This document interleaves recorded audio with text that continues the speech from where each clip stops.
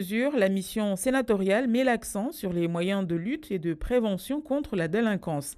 Il faut donc créer une unité de choc de gendarmerie dans le sud pour faire face aux bandes qui sévissent dans cette zone.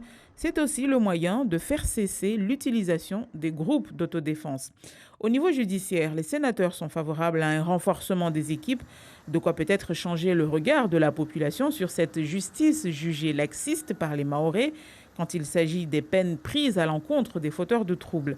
Toujours dans ce volet sécuritaire et lutte contre la délinquance, les sénateurs appuient la création d'une cour d'appel à Mayotte ou encore d'un centre de détention au sud, des structures qui doivent permettre de donner une réponse pénale variée face à la délinquance juvénile.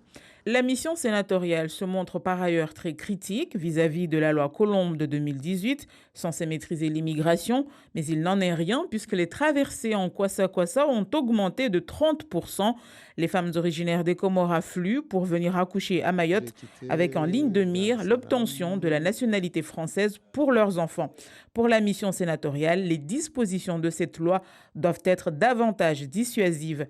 Il s'agit, en d'autres termes, de renforcer l'amendement Tani et aller encore plus loin en rallongeant à 1 an l'obligation de séjour régulier au D'étrangers lieu des en 3 mois situation actuellement, irrégulière. un La rallongement pour mobilisation des éviter le forces est à la détournement hauteur de de la l'esprit de la situation. loi.